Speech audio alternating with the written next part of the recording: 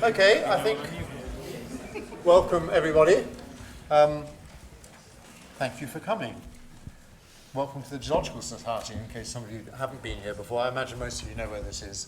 And it's a place where we often have good times. The geologists know how to generally enjoy themselves. This is an experiment, so thank you very much for coming. I'll tell you how this started. We got into the habit of running alumni days in Cambridge every 2 years, and usually on a Saturday in April or May.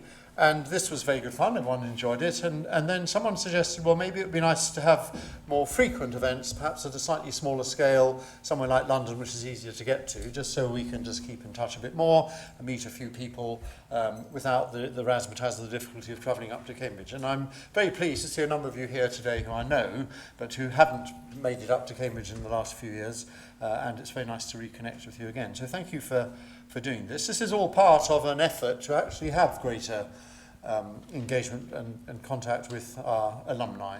And that's mostly because actually that's what geologists like doing. It is a famously friendly department. Many of you made your lifetime friends on field trips in the department or in the department because we do actually spend a lot of time talking to each other and actually sharing experiences, and that's what I think makes friendships and makes things last. We've tried harder in recent years to do this, and the person you've been hearing from, who's been behind this event, is Alison Holroyd, who's at the back there, who's been sending you lots of emails, and you'll meet her later. She's been in charge of these things, and Alison is responsible for this title of How the Earth is Trying to Kill Us, because we decided to come up with this topic. And I said rather flippantly, she said, what do you call it? And I said this flippantly, and the next thing I know, it shows up in an email on posters. So, yes, it is true that the Earth has a number of ways of trying to get at us, and this is important. We say this, actually, when we teach the undergraduates in the first year, that you can't escape these things. Whether or not you carry on doing geology, you can't escape hearing about these things which are in the news, which will affect you and your children and your grandchildren one way or another, whether or not you study geology. So you may as well try and understand what's going on.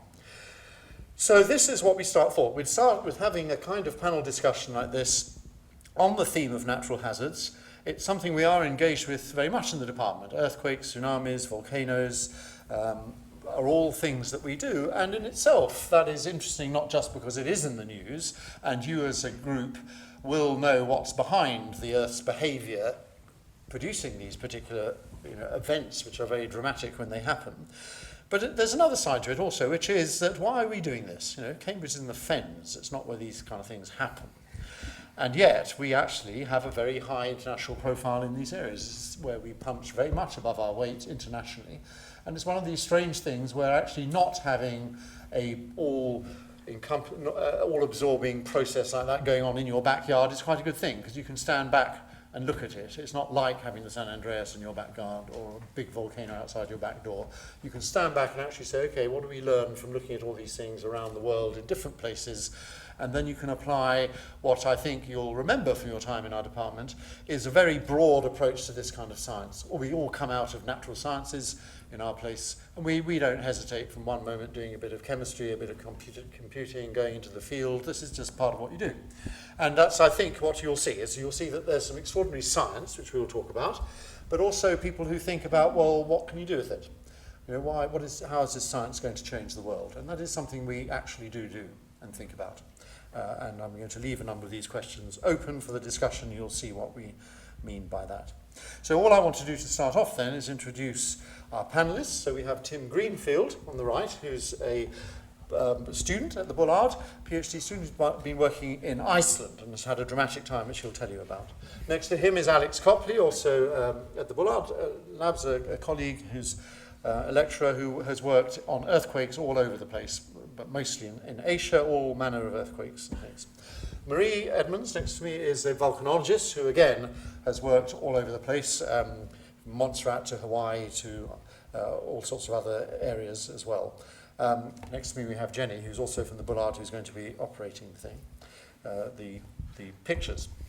And then chairing it, we're very pleased to introduce my friend and colleague Chris Smith, who's a colleague of mine in Queen's, but who's a virologist. He's a lecturer in virology in the Department of Pathology, but has also a very high-profile career as a science broadcaster and writer, and about in 2001, I believe, founded a program called The Naked Scientist on the BBC, which is podcast right around the world, has a huge following, especially in places like Australia. Why? In the middle of the night, they listen to Chris rattling away in Cambridge. But he's very kindly agreed to actually moderate this and stop people droning on like me, who's talking too much, so I'll stop. So Chris will be in charge of this, and what I'll do is ask the panelists people now to just introduce what they do in about 2 minutes each, and then we have an absolutely open session for people to ask questions, and that will be moderated by Chris. So let's do that. I think the first person to start that is going to be Tim. Good evening, everybody. As James said, my name is Tim. I've recently just actually completed my PhD, so I'm going to talk briefly about exactly what I've been doing for my PhD, which is mostly involved travelling off to Iceland and deploying instrumentation to monitor the earthquakes that happen around a specific volcano in the centre of Iceland. And I'm hoping to understand how the melt moves from where it's generated in the crust, in the mantle, to where it is finally stored. And as fortuitous, kind of while we were there, last year you might remember this eruption that happened.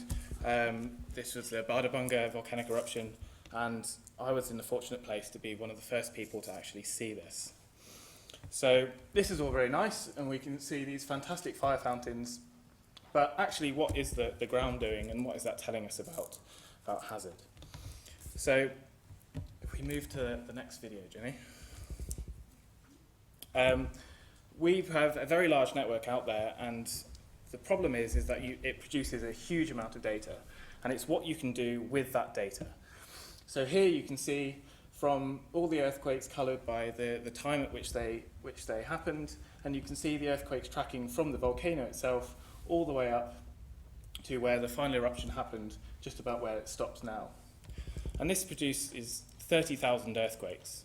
So the question is, how can we actually automatically detect and locate all these earthquakes?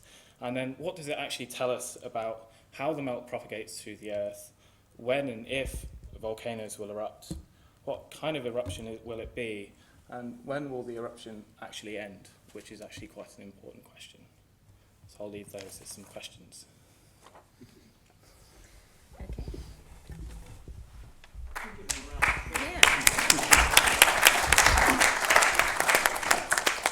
Okay, good evening, everyone. I'm Marie Edmonds, and my research concerns volcanic eruptions, so how magma moves through the crust, what propels it towards the surface, and the processes of gas exsolution and magma expansion that actually drives volcanic eruptions. And of course, this feeds into hazards. And a very good example of the kinds of problems I work on is exemplified by this very recent eruption. You might have heard of it. It happened in Japan at Mount Ontake in 2014, and it made the news, of course, because there was absolutely no warning. So this eruption occurred with no precursory activity, no earthquakes, and it killed 51 people. You can see the ash deposits there over the summit of the volcano, where lots of Japanese people were enjoying the autumn colours and going out for a walk. So my research really centres on monitoring and developing methods to improve our understanding of these kinds of events. And one of the things I do is I've developed novel instrumentation to measure gas emissions from volcanoes. Now, the main aim of this is to improve the life expectancy of volcanologists, because now, instead of volcanologists having to go right into the crater to get gas samples, I've developed instruments where you can actually go several kilometres away from a safe distance to use all sorts of sophisticated spectroscopy to measure gas emissions. So that's one of the kinds of things that I do, and we want to know what those gas emissions mean. How do the volatiles drive eruptions? Do volcanoes emit more CO2 than the oil industry, for example? That's an interesting question. Is volcanic risk increasing through time? This is a question I get asked quite often. What can we do about it? And lastly, of course, how can we forecast volcanic eruptions, which is one of the central questions in my research. Thank you.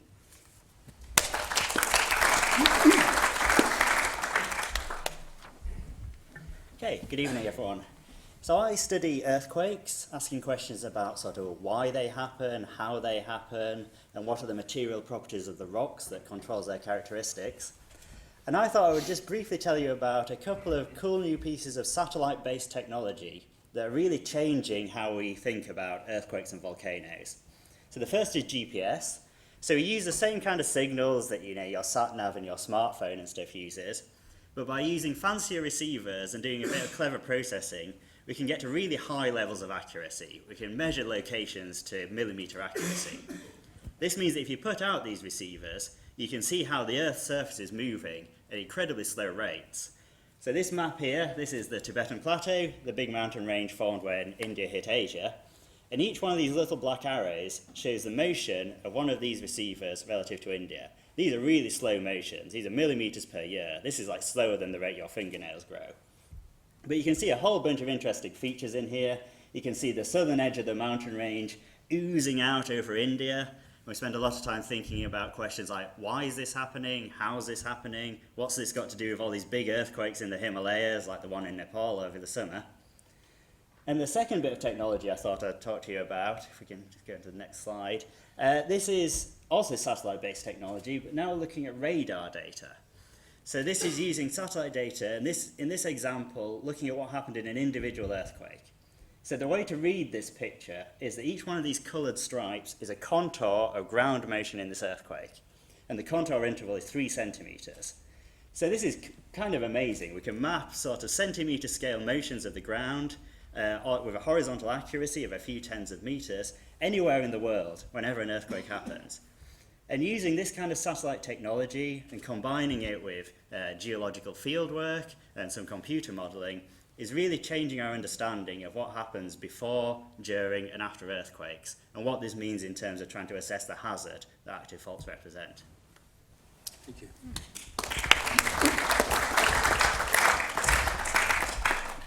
So what you're getting the impression of is that there's extraordinary science you can do from space, from the ground, looking at these things as they happen.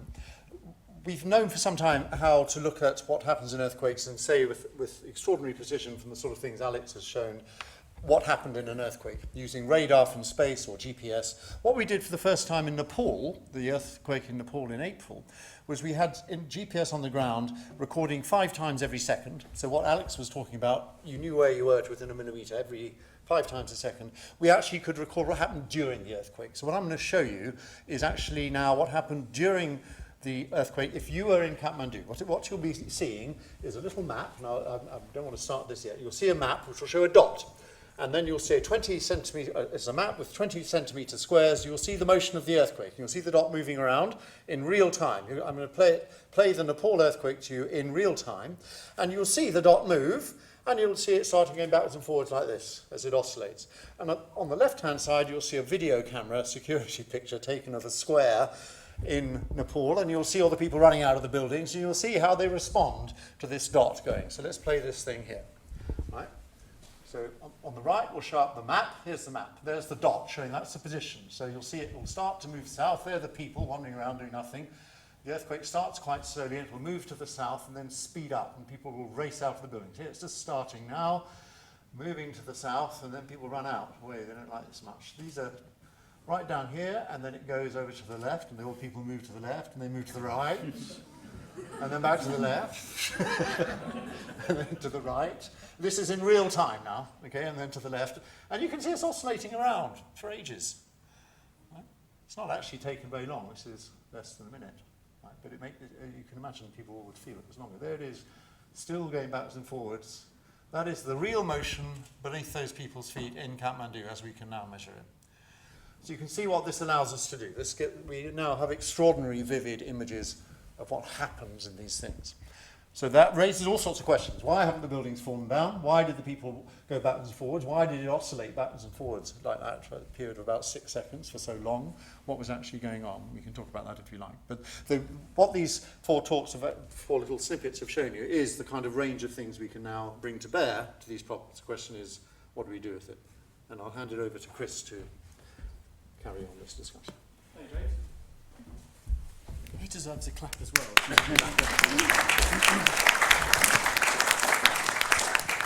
I suppose I should begin by apologising to anyone who's now terminally disappointed because I'm not actually naked. If I was, you'd probably be a lot more disappointed, actually.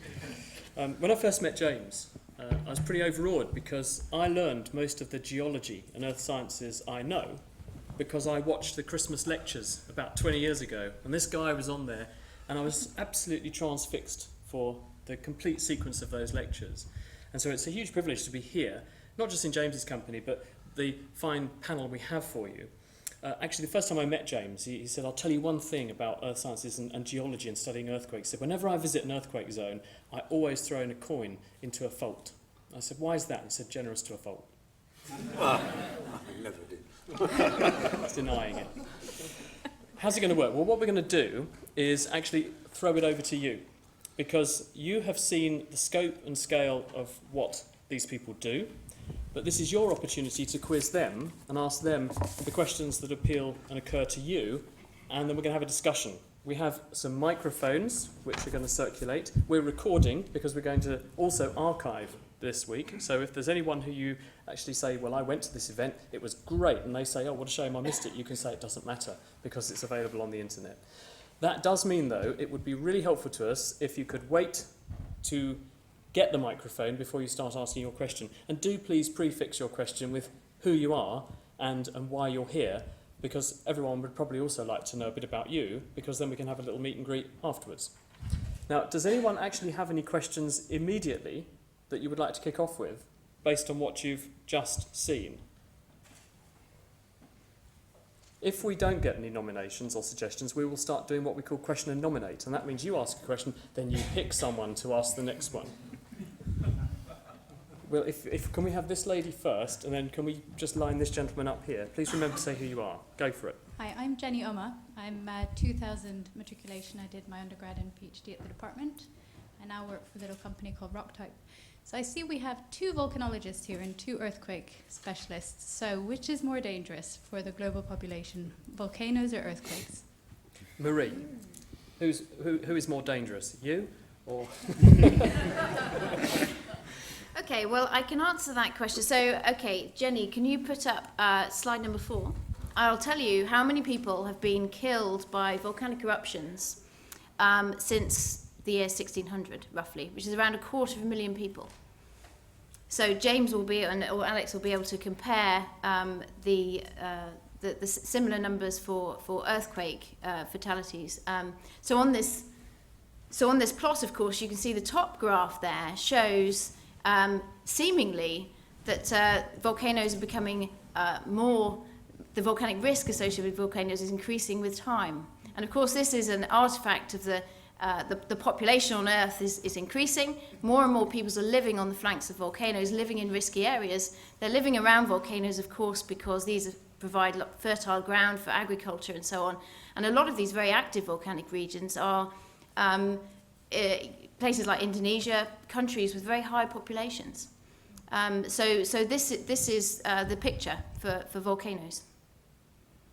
Alex, what do you think about the quakes and shakes? So in terms of the death tolls, then the earthquakes are higher. There are individual events that kill many hundreds of thousands of people at one time.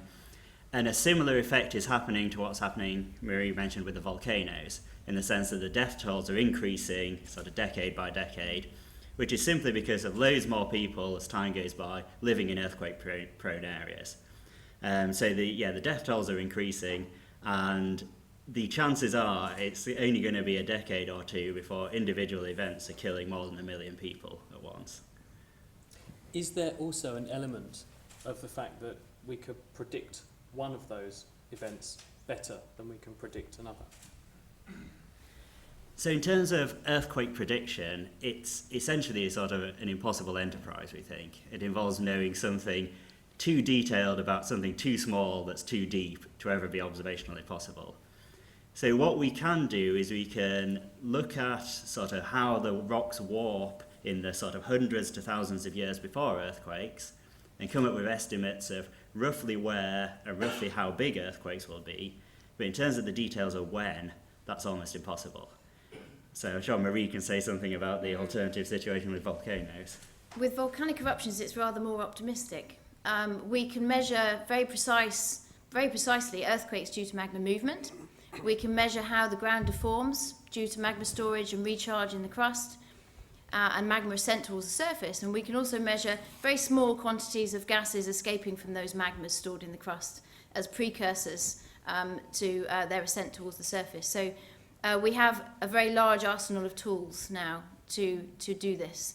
And the reason that eruption I showed you at the beginning didn't have any precursory warning is because no magma was involved. It was what we call a phreatic eruption, and it was caused by a pulse of heat coming up from a magma intrusion much deeper in the crust, which actually heated up groundwater and caused an explosion. Still very hazardous.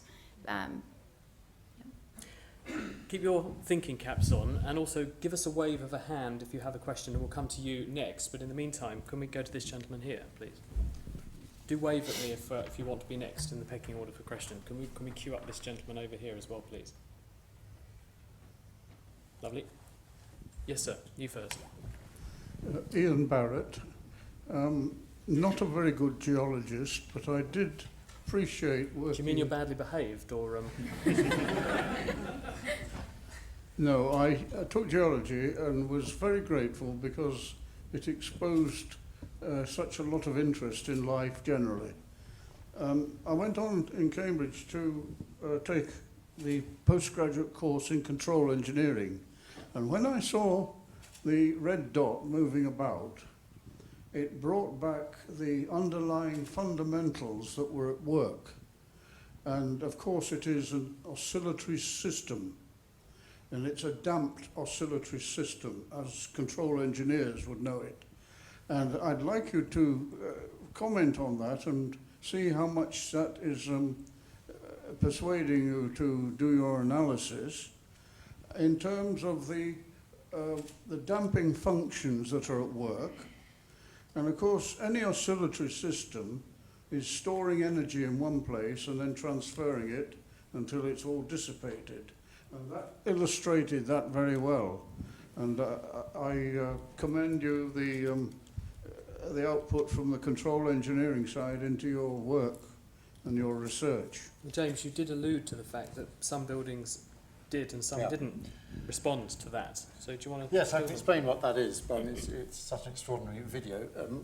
Ginny, if you put it on to slide number 3, which just shows what Kathmandu is a lake basin.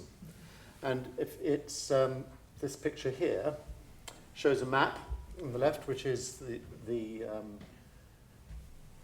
lake basin, and there are 2 stations, one called NAST and one called KKN4. The NAST is in the site of the town itself, which is on about 600 metres of mud. Right? And the station to the north, KKN4, is on solid rock. And if you look at the GPS motions there in time from the earthquake, you can see the one on the left moves very quickly. So there's the north component east and up. So it moves and then stays where it's going to be. The oscillation you see in the middle picture on the right is the oscillation of the lake basin. It's the resonance of the lake basin. I'll just show you, if you go to the next picture, the comparison between the two. Here, 2 dots. This is speeded up 5 times now.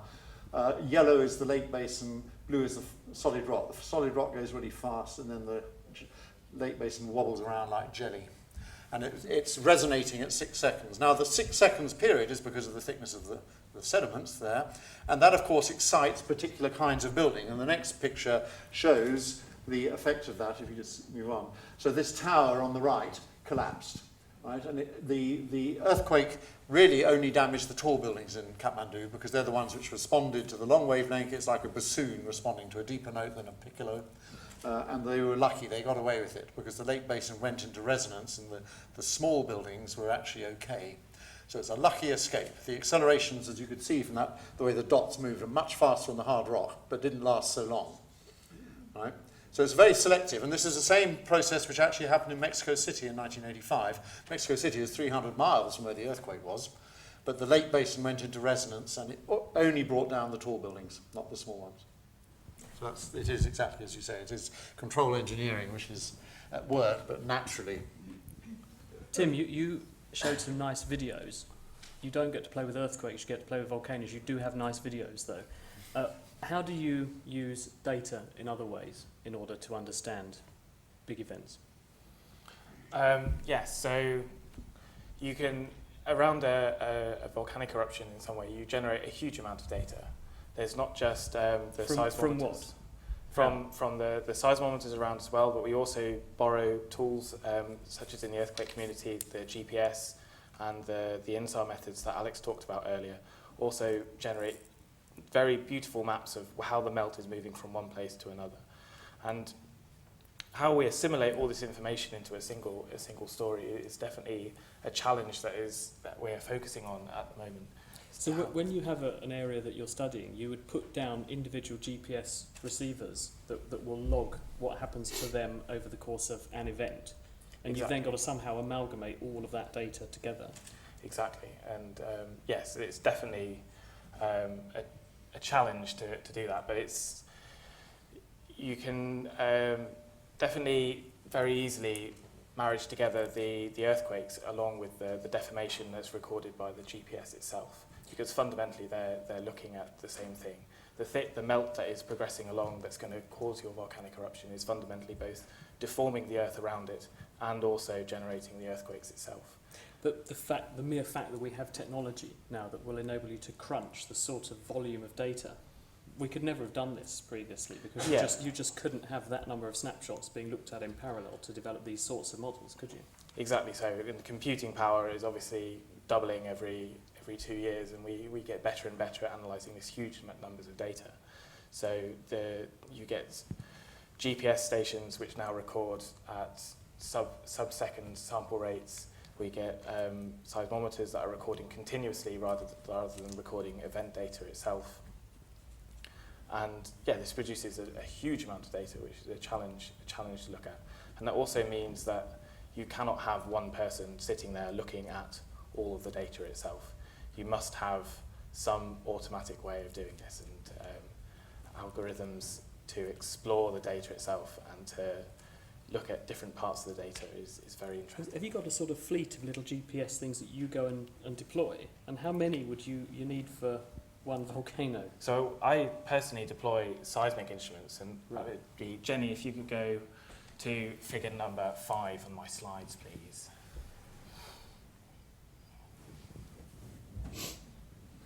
So this would be a typical seismic station in Iceland. You can see the professor in the top corner having a snooze. He's my supervisor, Bob White, some of you might remember. He's lounging around on a very attractive bit of haloclastite.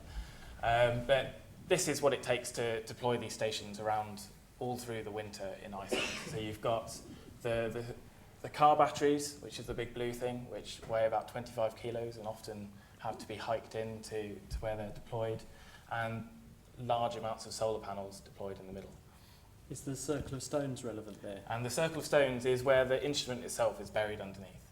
So we put the instrument underneath the ground because then it's coupled well with the earth itself, so it can record the seismic waves. And this is one. Currently in Iceland we have about 70 of them, which we've deployed over the last. And this is where really the field is going, is to deploy huge numbers of instruments. How do you get the data back from that? Is it beamed back to you on a radio signal or a that satellite? Would be very lovely. If you have to go and physically get it? We have to physically go and collect it every year. What a shame, you have to have a holiday in Iceland every year. Where are you going? Where's your next study site? Hawaii? If only. No, this is the reason why we were so fortunate as to capture the eruption as it happened, because we were just there servicing the instruments. The weather has such a big toll on them that they tend to suffer a bit over the year. It's not very nice, the weather in Iceland. You get some nice hurricane-force winds that come through and ruin your solar panels. So we just go and we collect the data and get everything ready for summer. And we were just fortunate to have spare instruments out to monitor this dike that's progressing. And it's the reason why we get such fantastic data and could actually get the locations of those 30,000 earthquakes. It wouldn't have been possible without this huge numbers of data that we have. So can you tell us critically when not to book a flight next time? If only, yes. Not quite there yet. It's something that's in common to both volcanology and earthquakes is that we tend to do very good at long to medium range things, and we can say there's been some melt that's been intruded into this volcano, or there has been stress building up on this fault. And we can say that there is a certain probability there might be an earthquake or an eruption in the next 10, 15, 30 years. but the weekly scale is where we're suffering at the moment. We do fairly well at the very short time scales, so especially with volcanoes, you can see certain signals on certain volcanoes up to about 40 minutes before an eruption. And once you see it happen on the volcano once, the next time it erupts, it's very easy to see it again. But it's difficult to predict when you'll see that in the first place. So if you go to my slides number 9, Jenny.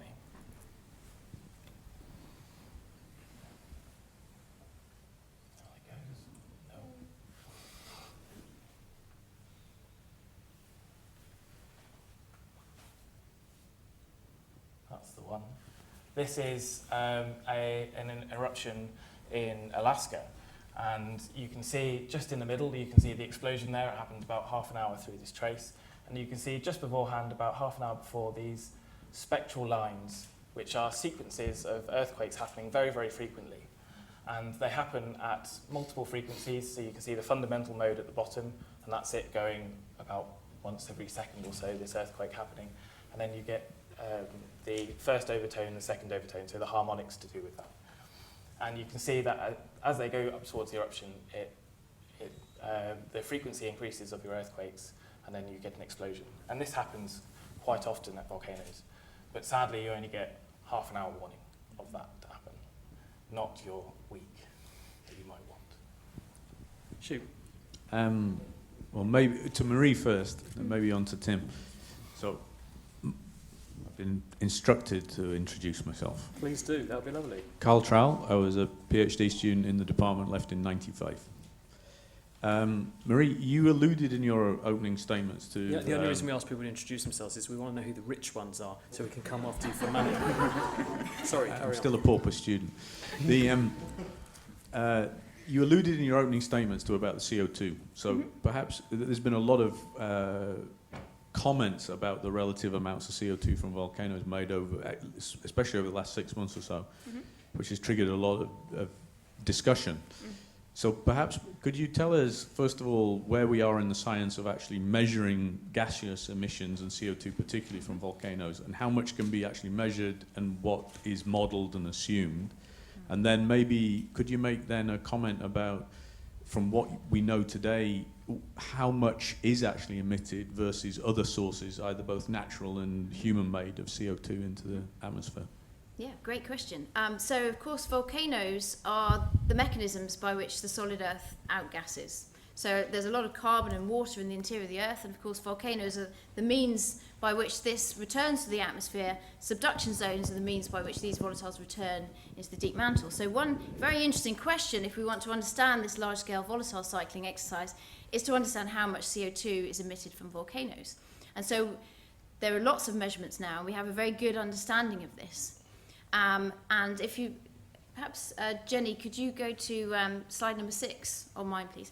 And I can give you a very clear answer, which is that volcanoes emit around 1/100th of the CO2 that we are emitting through anthropogenic activities, through burning fossil fuels and so on, and through land use changes associated with that.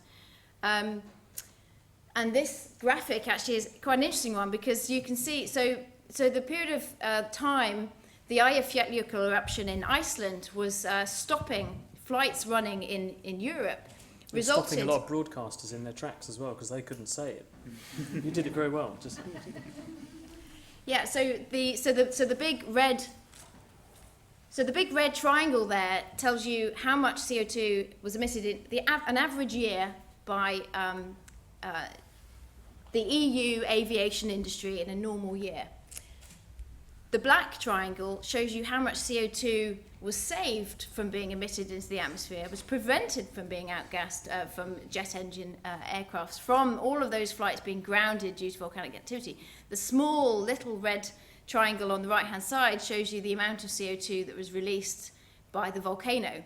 And you can see, in fact, that so it gives you a sense of the scale of these kinds of emissions. And that, you know, I think there is a misconception, quite widespread misconception, that volcanoes emit far more CO2 than we do, but it's not based on any data. And the data we have, which is very good, suggests that it's about 1/100th of anthropogenic CO2 emission.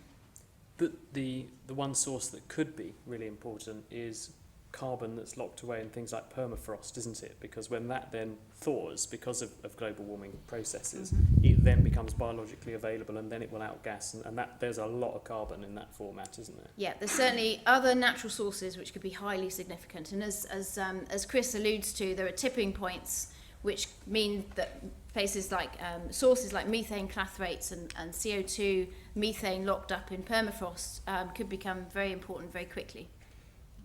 But that's not the case at present. Terrific. Question down here. Joel Gill, matriculated 2005, PhD student and leader of a geology and international development charity, so definitely not one of the rich alumni. Progressing from hazard to disaster risk reduction, how do you ensure that your science gets into the hands of the policymakers who need to use that in order to forward the disaster risk reduction agenda, things such as the Sendai framework published earlier this year, and perhaps slightly provocatively, to what extent do you think educating, as many of you are educators as well as researchers, to what extent do you think educating just on hazards and leaving out the aspects of social vulnerability, which contributes to disaster, perhaps hinders the ability of geoscientists to contribute to disaster risk reduction? James, you have been involved in Earthquakes Without Frontiers, this is part of its mission. Tell us about that. Yes, that is a major project which we run in Cambridge with countries all the way from Italy to China to try and address the questions you've raised. And one of the questions, of course, is the role of science. And actually, the overriding question is that related to the fact the world has split into two experiences. Around the Pacific Rim, earthquakes are mostly about money. And in Central Asia, they're about killing people in huge numbers in a way that will never happen in places like California or Japan or New Zealand. And it is partly to do with science. There's no question that those other countries where the resilience is high know what they're dealing with. And that is the first step. I think the lessons of the last few big earthquakes around the Pacific have been that if you know what you're dealing with and can talk to engineers and architects and planners, they know what to do. They can build stuff and design things which will stay up. There's no doubt about that. It doesn't happen in Asia for all sorts of reasons. You alluded to various social things which matter extremely, and that's one of the things we're dealing with. And just take Kathmandu. We were in Kathmandu. I'll show you those amazing videos, but we were there with this project a week before the earthquake, running a meeting in Kathmandu, what to do about this kind of thing, and how to get the science into have some effect in these countries. And we had people there not just from Nepal, but from India, China, Kazakhstan, Iran, Kyrgyzstan. They were all faced with the same problem. And the problem is not so much the science. Yes, they are starting off at a long way further back than the more developed places. You do need to do a certain amount of basic hard work to know what you're up against. But also they're up against the problem that in all these Asian cities, Alex alluded to the fact they've grown enormously, people concentrate in the dangerous places, they all live on the edge of the mountains because that's what controls the water supply, the strategic access to trade routes, all that kind of stuff. Historically, that's why you live there. And they're dangerous, and people concentrate in the dangerous places, and on the whole, life in those Asian cities is pretty grim. You are faced every day with problems of congestion, air pollution, water quality, all sorts of other things, including just poverty. And if someone comes along and says, you've also got to worry about earthquakes, they throw up their hands and they say, wait a minute, these other things I have to deal with every single day, earthquakes are not such a high priority, a problem for my grandchildren or whatever. And that is, you understand that. It's a very understandable response. But the truth is, when the earthquakes happen, as they did in Kathmandu, they overwhelm everything. So how do you actually concentrate the public, policymakers, and other people who make decisions on to prioritise things which actually they don't seem terribly important at the time. And that is the problem right across the developing world. It's not related, not particular to any particular place. And the fact that they can actually all realise that they have the same problem and talk to each other helps. But I don't want to go on too long. The final thing, which was quite interesting, so in Nepal, we knew all about what Nepal was in for before this earthquake. In fact, Isn't it fair to say you were there the week before and then you knew to disappear at just the right moment? That's exactly why we gave 70 interviews in the first 3 days when we got back, because that's what lots of people asked us, and it was too dangerous to say, no, I haven't got time to talk, to dispel that rumour. But one of the things which was true in Nepal is that the situation was well known before the earthquake. People knew what they were up against. And so one of the things we said to the Nepalese colleagues we're working with is we don't have anything to contribute, and they said, no, you do, because it's very important that you're sitting in the back of the room while we talk to our politicians and ministers, and they can see that this is not what they're hearing from me, my Nepalese people, is not some eccentric view of Nepalese scientists, but they're connected to the rest of the world. This is the state of knowledge. They can get another opinion if they want, but the fact we were there just quite calmly nodding our heads was actually, funny enough, a big contribution. Right? It was much less confrontational and aggressive than foreigners talking to their politicians. It was Nepalese people talking to Nepalese politicians, but with a sort of supporting cast in the quiet in the background, helping them. And that turns out to be an important role we can fulfill in all these countries. And we've done that in other countries too, notably Iran particularly, and also China. Long answer, sorry. Thank you, James. While you think of more questions, and it's good to see there's a lady, because we haven't had enough ladies yet, so I'm putting the burden onto the ladies. We're coming to you next, but Alex, tell us about your satellite technology first, because I asked everyone to bring a prop with them, and Alex said he'd bring a satellite. I said to him, where is it? And he said, I've parked it in orbit. So tell us about how you're using satellites to do what you do. So as James alluded to, the crucial thing that you need to know if you want to make yourself resilient to earthquakes is where the earthquake is going to be and how big it's going to be. And there's a number of ways you can get at this. One is to look in the historical record. One is to do sort of field geology to look at the signals of past earthquakes preserved in the landscape. Or one is to use this satellite data. So an earthquake happens when you're gradually warping the rocks as two plates move past each other until the forces build up to such a high level that the rocks just can't support them anymore and they suddenly break. And that's what an earthquake is. So if we can very accurately measure this warping of the rocks before the earthquakes, then you can work out where these rocks are being warped, so where you're actually going to have these earthquakes in the future. So that's one of the sort of big ways in which the technology comes into it.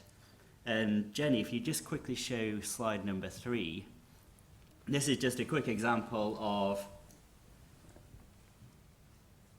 how you can do this work, doing geological field work to actually see the remains of past earthquakes preserved in the landscape.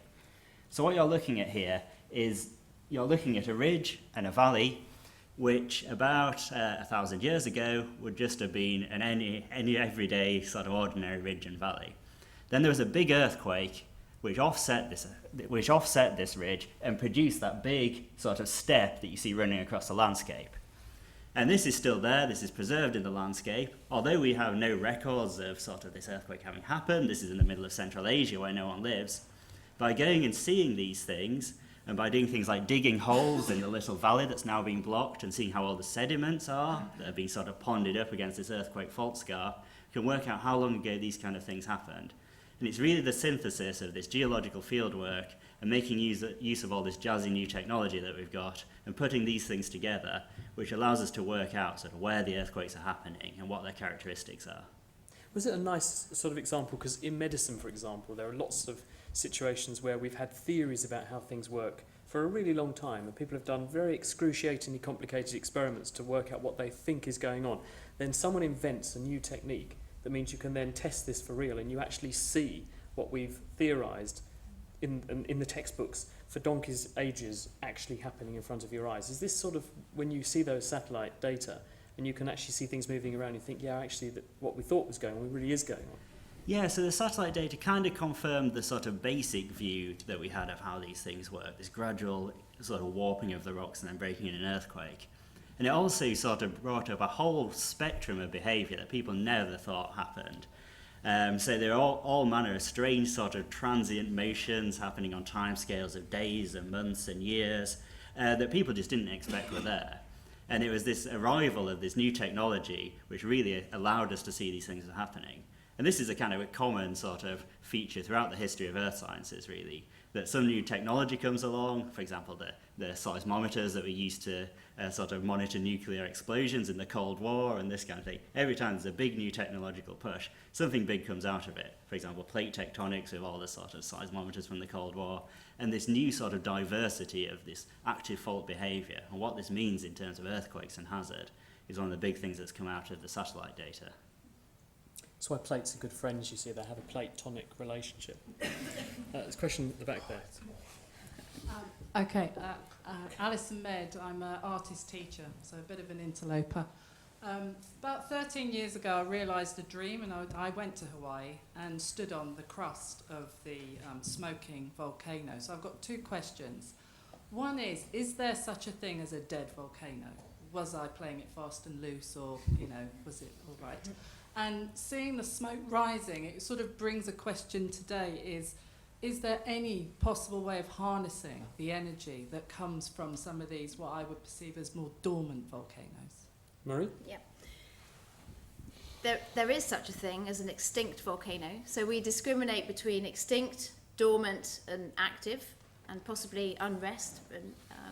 But yes, certainly extinct volcanoes are present in regions of the world where the tectonic activity that drives melting is no longer active. So, for example, in the middle of Siberia, there was once, 200 million years ago, a very large mantle plume that impacted the base of the plate and caused 1 million years of extremely large volcanic eruptions. That plume has now moved somewhere else. Those volcanoes are no longer active. And there are plenty of examples of that all around the world. Is the Galapagos a bit like that? Well, the Galapagos is associated with the mantle plume, but in the Galapagos, so there's still active volcanism. But when the plate moves over the plume, eventually, of course, volcanism in a particular place will cease. And so one very good example of that is Galapagos, but particularly Hawaii. So that's a chain of volcanoes. The active island is the one that's now over the mantle plume. And of course, as you follow the chain back to the northwest across the Pacific Ocean floor, you'll get to increasingly more kind of eroded and older volcanic structures. So that's the first part of your question. So fast and loose or safe as houses? Fast and loose for that particular experience, because Hawaii is very much active. There are 3 active volcanoes on the Big Island, which I presume that was where your visit was.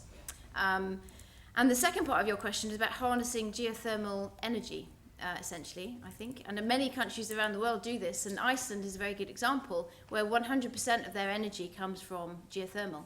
And there are geothermal companies now actively seeking to expand their empire by going to places like the East African Rift is a place where a lot of this is happening now.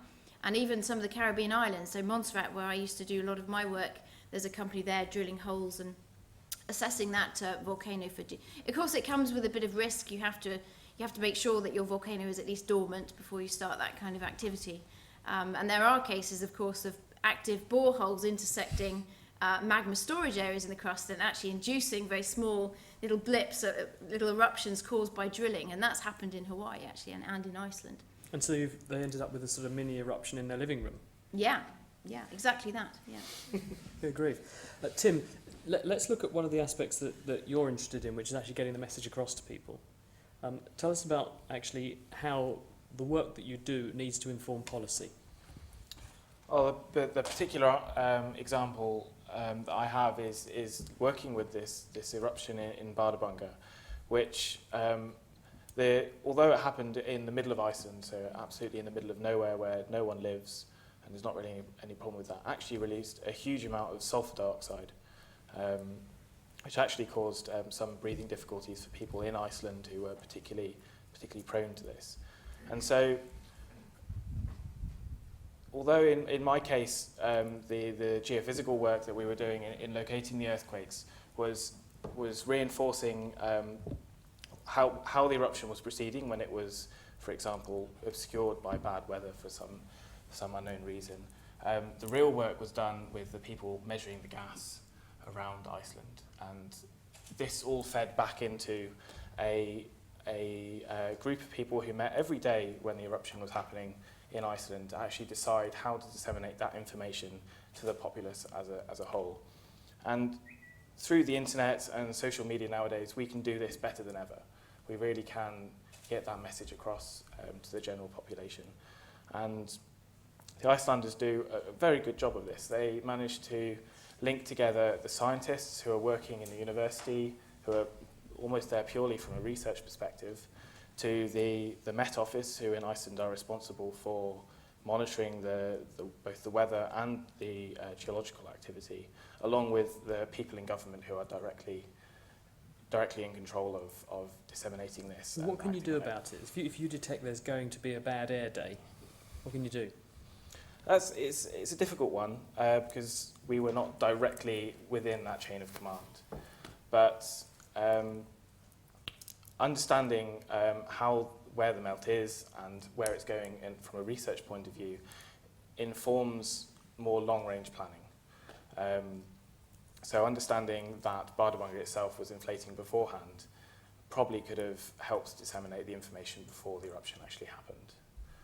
And that's where the work that's done mostly at many universities around the world, but also in Cambridge, is really working on. You mentioned carbon dioxide, Marie, and you laid to rest that myth that they're a huge polluter, but what else comes out of a volcano that isn't good for us? Well, yeah, so Tim mentioned SO2. So sulfur dioxide is a major component of volcanic gases. And it's also the agent that causes cooling. You remember, some of you might remember, the volcano Pinatubo that erupted in 1991 was actually followed by several years of cool temperatures caused by SO2 forming sulfate aerosol in the stratosphere, which reflects radiation back into space and causes cooling. So SO2 is a very important thing that we're concerned about with volcanoes on all sorts of different scales. There's a question over here, this lady. Thanks, Marie. Thank you. Julia Hall matriculated in 2005 and now work for Risk Management Solutions. Yeah, they sound like they're loaded, James. I shouldn't tap her up.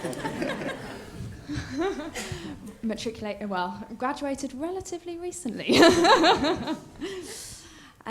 So I understand that Kathmandu was a disaster waiting to happen, and similarly with Istanbul on the Sipa fault, that's another area that's highly populated, that an earthquake might happen. What other areas which are highly populated are you particularly worried about? Where shouldn't she buy a house, James? Exactly. Yes, I mean, Earthquakes and volcanoes. the answer is lots, and I'll show you a map, actually. Jenny, if you could put this on the bigger map, which is actually number 18. If you can find it. But the answer is that there are many places, many cities in Asia which have grown up along the old trade routes. The trade routes, the Silk Road is in black there, and those dots are places where earthquakes have killed more than 10,000 people in the last 1,000 years. Right? And a lot of, 36 of them in the last century, but look at where they are. They're along the trade routes which follow the edges of the structures which are made by geological processes, by earthquakes. So they follow the edges of the high mountains and the deserts and the plateaus. And the point is that it wasn't terribly easy in the past to kill 10,000 people in one place. And those are the big, great cities of Asia which have been destroyed many times in the past. Tehran, for example, has been destroyed 4 times in the last 1,000 years. But each time it killed actually just a few hundreds or thousands of people. And now it's a city of 10 million. Actually, I think 12 is the last, 12 million. And so these places are very, very much more vulnerable than they used to be, because the population really has concentrated in the dangerous places. So actually all the capitals of all the Soviet Central Asian states have been destroyed in the last 100 years. So in Almaty 3 times in Kazakhstan, Bishkek in Kyrgyzstan, Tashkent in Uzbekistan, Ashgabat in Turkmenistan, and Tehran, and so on. Every single one of them has been destroyed in the last 100 years. In the case of Ashgabat, 100,000 in one go in 1948. So this is the problem we are facing with. It's not just those countries, but everywhere to the west in Turkey and Iran, and certainly in China. Right? So it's really all the big cities along the Silk Route, the great trade routes between the east and the west are vulnerable, and that's the situation we're facing. Why do you think that history keeps repeating itself and people have stayed there? Why did they settle there in the first place? What attracted them? And then why have they stayed? They're nice places to live. They're on the edges of the mountains. There's water. There's agriculture, because the mountains provide sediment on the edge of the mountains where you can live. You can't live in the great salt deserts, which actually occupy all the places. The places which are flat in Central Asia are either deserts or high plateaus like Tibet. And you can't live on those places, really. So you live around the edge, and it's actually very pleasant. And it's the very structures which make the earthquakes, which provide the basis of life, which is water and agriculture. The downside is when they move, you get killed. So that's what you have to face. There's a gentleman just there.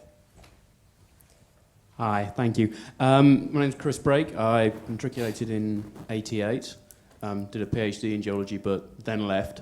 Now working in digital media, new media technology industry. So I'm coming at this from a slightly different point of view, but I was struck by something I saw last year. I don't know if you're aware of the kind of fitness trackers, health bands, Fitbit. Probably not. But they measured something interesting in the Napa earthquake. They were able to tell you what percentage of the population woke up at different radial distances from the epicenter of that earthquake. And it struck me that, you now have 1 billion of these in circulation. In 5 years' time, you'll have 6 billion, plus many more billions Internet of Things. I have a weather station at home that measures the CO2 and anything like that. It strikes me you're going to have a vast array of sensors loaded with processing power and accelerometers and GPS in numbers inconceivable a few years ago. To what extent are those being used or being thought about being used in helping you with some of the sensing and problems you're thinking of? Alex first, and then James. Yeah, so this is a big enterprise at the moment, trying to use all of these sort of essentially accelerometers in these handheld devices to try and sort of look at what happens in these earthquakes. So because there are so many of them, by looking for signals that are common between everyone in an area, you can tell the difference between an earthquake and someone sort of falling off the bottom step and this kind of thing. And this is important because when earthquake waves sort of like move across an area, how much shaking you get in a given place depends a lot on the very shallow geology. It's like what James was showing with that resonance in the lake basin in Kathmandu. And this is something that's very difficult to sort of go out and actually measure. It's very difficult and time-consuming and expensive. So if you have an earthquake nearby an area, and you have all these people's smartphones and laptops all recording these waves go over, then by comparing the amount of shaking in one place to the next, you can actually work out how susceptible an area is to shaking in response to an earthquake. Is the resolution of the data you get from people's phones good enough? It's good enough because there are lots of them. So they all have inaccuracies in them. But if you say that everyone on a given city block is all essentially experiencing the same shaking, then you can essentially, just in a clever way, average the data and come up with a decent view of what's going on. James? But this is actually an ongoing project with the US Geological Survey, that they actually get people to send in on the internet or by phone the kind of information you're talking about. No, it's extremely interesting, and it allows you to get a very quick, rapid assessment of what happened and what the likely damage is and even deaths. I mean, this is something that you can use for a very quick response. Lady in the centre there. Hi. It's not on, I don't think. Hello. Sorry. Hi, my name is Ellie Hughes and I matriculated in 2004. I actually, since graduating, have landed in the world of IT and doing online analytics and stuff, so still a lot of data, but not geological data anymore. When I was doing earth sciences, I mostly did soft rock and paleobiology, and I guess my question is, looking at the sort of selection of pictures we've got out there, we've got an iceberg, we've got what looks like potentially a trilobite at the bottom there, or something that Nick Butterfield could potentially tell us a bit more about. Surely there are more ways the Earth can kill us than earthquakes and volcanoes, and would anyone like to comment on the other ways that we, that can be represented here? So. Tim, how else is Earth trying to kill us? In many, many, many ways. We obviously miss the predominant things, which is the atmosphere, which is quite happily will kill us in many, many other ways. I suppose think of anything you really want, and most of those things are. We're doing a pretty good job ourselves, aren't we? Yeah. Of wiping ourselves out. Marie? Yeah, I think that's right, Chris. I think, obviously there's all the natural hazards. We haven't covered, floods and tsunami, and there's a myriad of other kind of natural hazards that we could be talking about, all of which actually people in the department are looking at in one way or another. But then I think anthropogenic climate change is proceeding at such a rapid pace that these are the kinds of the hazards that might become more prominent over the coming decades that we should be worrying about, and that's going to engage people who work in biosphere, atmosphere interactions, and so on, and it impacts on the biosphere. Yeah.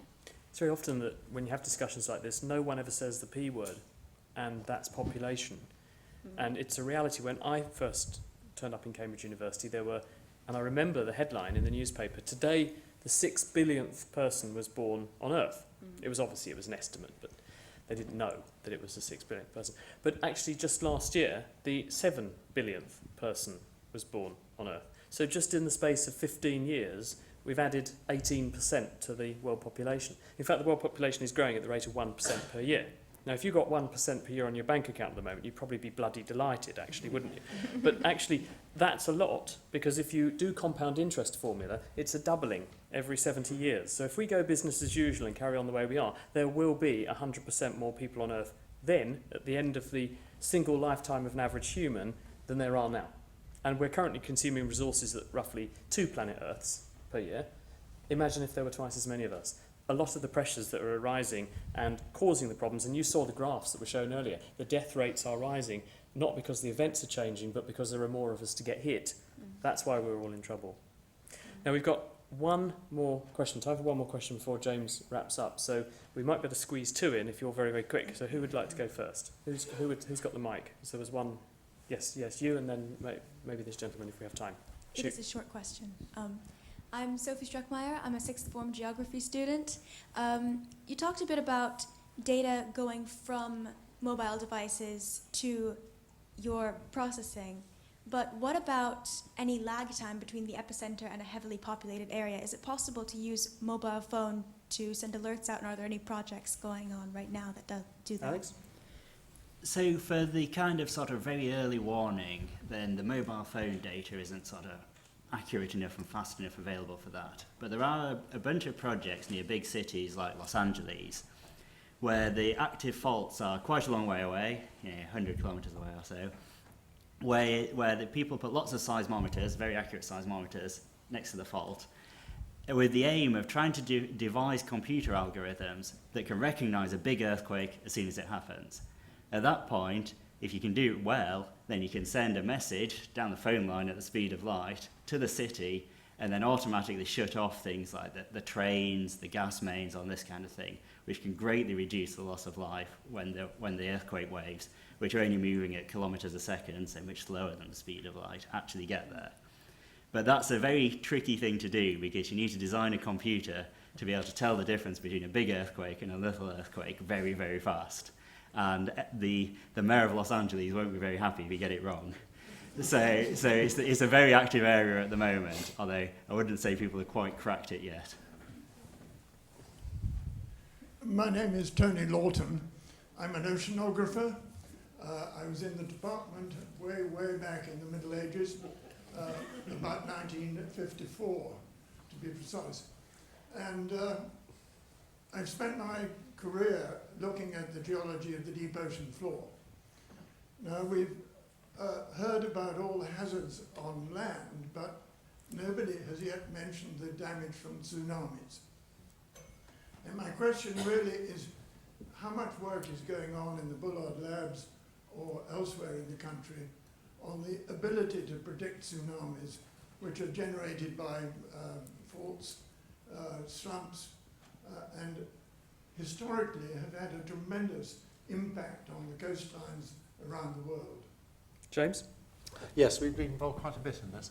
The tsunamis are interesting for all sorts of reasons. The fluid mechanics aspects of tsunamis have been understood since the 1940s. Your pal Harold Jeffreys did it. And so once you actually know what the fault did under the water in a big earthquake like in Japan or Chile, you can in principle forecast what the tsunami will do. As everyone here will know, in Japan, the tsunami was actually bigger than everyone anticipated, which caused the trouble at Fukushima. And that was because there was something going on there which we hadn't understood at the time. There was a particular category of these very large earthquakes which, for some reason, produce bigger tsunamis than they should have. That is a source of very active research at the moment. And what we've found is, what they're related to, we think, is very large movements of the seabed actually at the surface, so that the big faults come to the surface in the oceanic trenches, and they certainly did in Japan, We can measure that now with underwater GPS, which sounds very odd to you, but actually it's GPS on a ship at the surface with transponders which know very accurately where things are on the seabed, and then you know where they are because you've got GPS at the surface. And the movement of the seabed in the 2011 Tohoku earthquake in Japan was 50 meters. So more than twice the length of this room was the actual thing breaking to the surface. And that produced an extra big pulse at the tsunami at quite short wavelength, which is what did in Fukushima. It was too short a wavelength to propagate across the Pacific and affect Hawaii or the United States, but that's what did the local damage. The other aspect of the research that we've been involved in, which has been very important, I think, has been to realize, if you look at the historical record, there are really big tsunamis in the Mediterranean. Alexandria, for example, in Egypt, the whole Nile Delta was wiped out in 365 AD by a big tsunami, which turned the Nile Delta into the home of hermits and madmen, they said. Didn't it do for the lighthouse? No, that was 1303. That was the second big tsunami. The lighthouse survived 365, but was actually swept away in 1303. So quite where these things came from, they'd been really forgotten, but they're very accurate descriptions of them at the time. And it turns out the smoking gun for those tsunamis, the earthquakes, the tsunamis which destroyed the Eastern Mediterranean famously, actually came from Crete and Rhodes. And what you can actually see, which tells you, it was a fascinating story, is the whole coastline of Crete and Rhodes being jacked up in the air up to 10 meters. So you see Roman harbours now in the middle of a field, covered in barnacles and things, which are about 6 meters out of the sea. And actually doing the detective work, putting that back together to demonstrate that that was what did the earthquake which made the tsunami, was a fascinating combination of doing the detective work. So what you find uplifted in the harbours are all sorts of fossil corals and things which died. You date them. We had about 40 carbon dates around the coast of Crete. They all came out within 20 years of 365 AD. And by looking at how Crete is tilted, you can map that into what the fault was underneath Crete that did it. You can then calculate the tsunami, propagate it around the Eastern Mediterranean, and demonstrate it did what it should have done in the Nile Delta. So there's a sort of great range of things we can bring to bear on this now, because we have the kind of technology that these three have talked about. It's bringing it all together, which makes it convincing. So no, it is a very active and interesting part. But actually what saves lives in tsunamis is education. If you're on the beach in Sumatra or Japan and you feel a great big earthquake, you have 20 minutes. And you get a long way in 20 minutes, a bit of motivation, you go up. And that's actually what saves life, knowing what to do. James, thank you very much.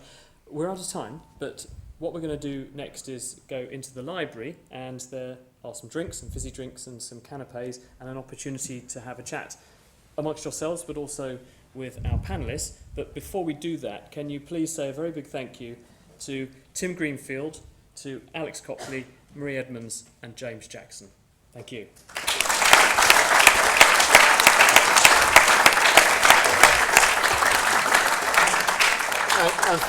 And thank you very much to Chris as well for chairing this. It'd be very good to have you in charge of this. Thank you very much. Most grateful.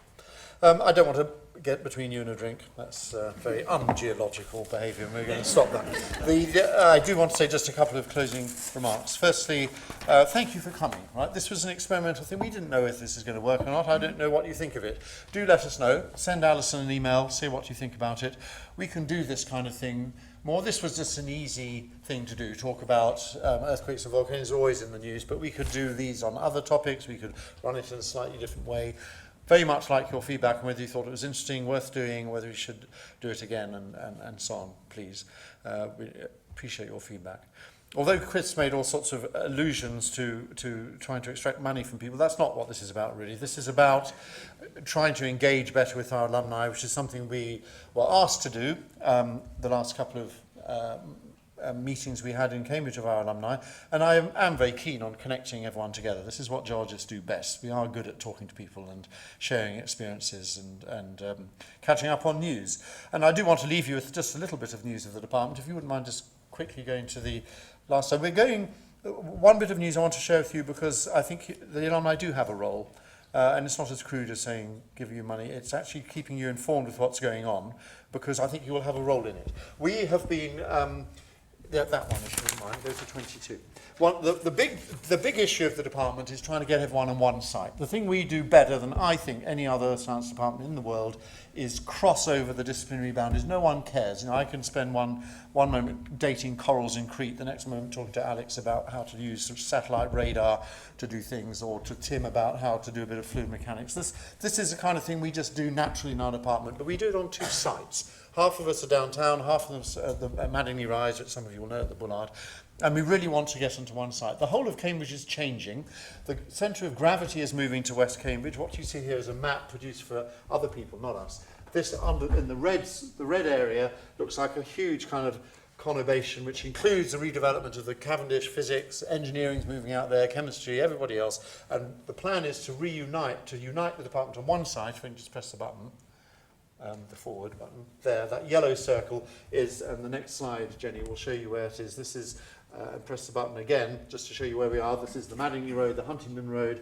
This is the Bullard Labs and the BP Institute. And this is where we were going to be, in a very beautiful site on the edge of this kind of thing. The whole centre of gravity of Cambridge is moving to the west for the physical sciences. Over there, to the left of the picture with the round circular donut, which is actually a primary school, is a new development going on in northwest Cambridge for essentially to provide housing and facilities for university employees who can't afford to live anymore in Cambridge. But that's one of the things we have to do. And here's where we are. So we're in this beautiful parkland. You'll remember the big field there, the beautiful garden at the Madingley Rise house.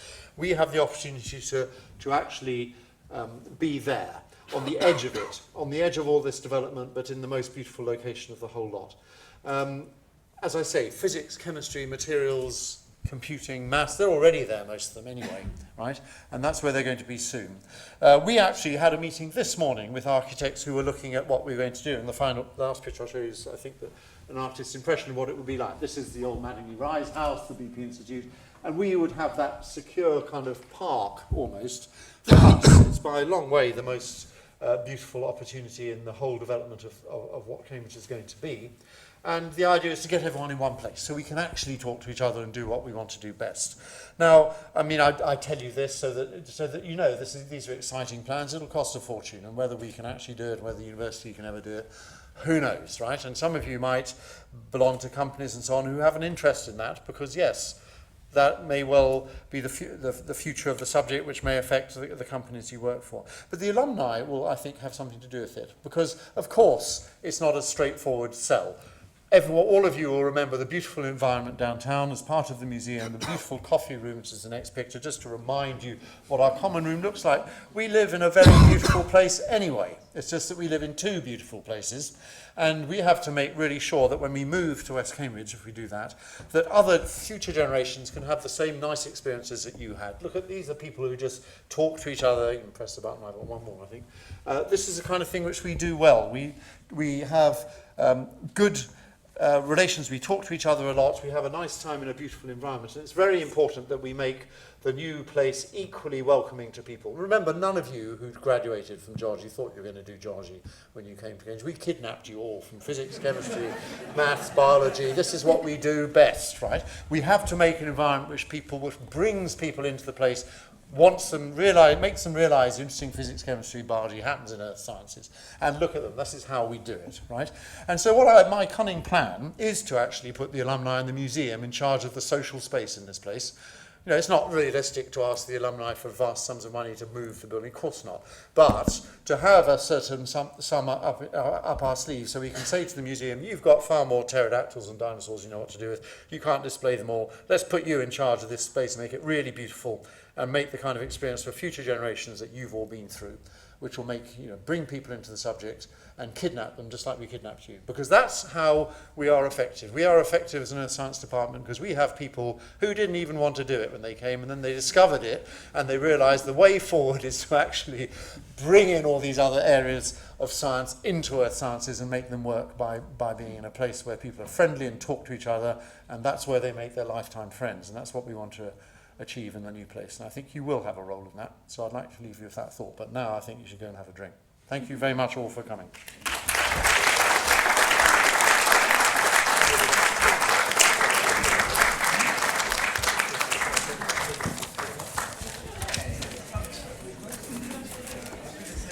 Thank you all.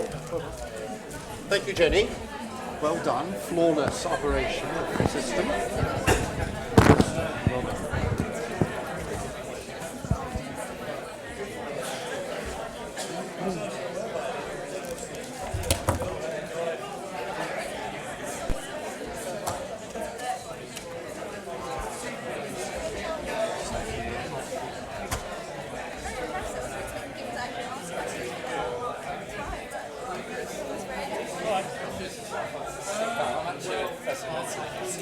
Oh, right. I had a taste of geophysics in Cambridge. I was intrigued to hear what you said about the population. Because I'm also interested in charity called Population Matters. Right, okay. No, we won a prize.